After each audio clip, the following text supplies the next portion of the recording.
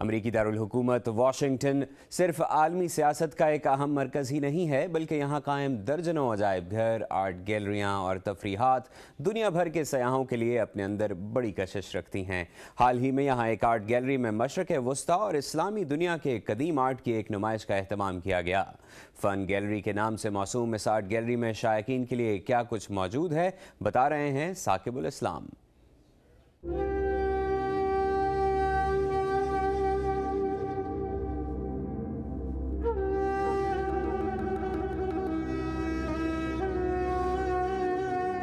قدیم اسلامی آرٹ سے مزین اس گیلری میں مصوری کے نمونوں کے علاوہ مشرق وسطیٰ اور اسلامی دنیا کے 16ویں سے 19ویں صدی میں ہاتھ سے لکھے ہوئے قرآن پاک کے اوراق اور قدیم نقشے بھی رکھے گئے ہیں۔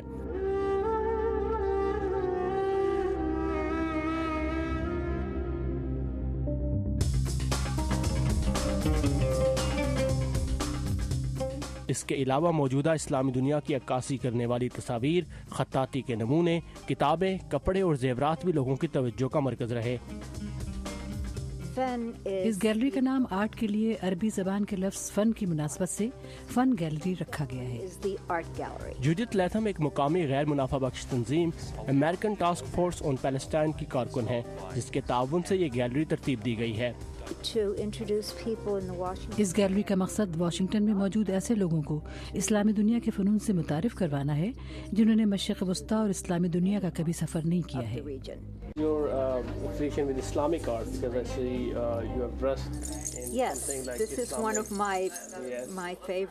جودت خود بھی بیشتر اسلامی ملکوں کا سفر کر چکی ہیں۔ میں نے جب یہ آرٹ دیکھا تو مجھے بہت دلچسپ لگا، پھر میں نے اسلامی دنیا کا سفر کیا اور اب میں مغل آرٹ میں بھی دلچسپی رکھتی ہوں۔ and the art of the Persian Empire. I was fascinated. It's only recently that I've started collecting ceramic pages. These are close to over 200 years old, some of them. They're done all by hand. Do you know exactly where are these from? Which country? It's hard to tell. It's hard to tell. It's hard to tell. They're probably Ottoman. Us art gallery میں رکھے گئے بیشتر فن پارے George لینساروس کے جمع کردہ ہیں۔ George گزشتہ 35 برس سے یہ نمونے اکٹھے کر رہے ہیں۔ ان کا کہنا ہے کہ آرٹ کے ذریعے لوگوں کے ذہنوں کو بدلا جا سکتا ہے۔ میرے خیال سے اگر لوگ اس آرٹ کو دیکھیں تو انہیں ان ملکوں میں جانے کا شوق پیدا ہوگا اور وہ اسلامی دنیا کے لوگوں کو جاننے کی کوشش کریں گے۔ Influence people to travel to these areas, spend some time in these areas, and actually get to know the people. اماد الدین ایک مقامی یونیورسٹی میں اسلامک اسٹڈیز کے پروفیسر ہیں اور ایک فلسطینی تھنک ٹینک سے تعلق رکھتے ہیں۔ وہ بھی جارج کی بات سے اتفاق کرتے ہیں۔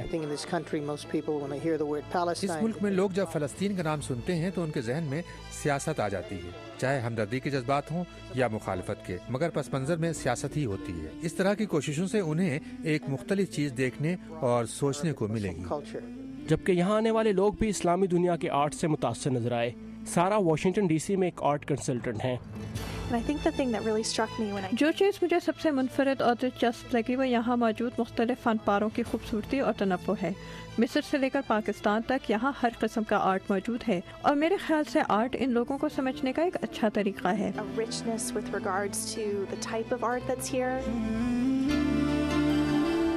جودتھ لیتھم نے بتایا کہ اس گیلری کا ایک اور اچھا مقصد بھی ہے اور وہ یہ کہ اس گیلری میں رکھا گیا آرٹ برائے فروخت بھی ہے، جس سے حاصل ہونے والی رقم کو فلسطین میں خیراتی کاموں پر خرچ کیا جائے گا۔ ثاقب الاسلام، اردو VOA، واشنگٹن۔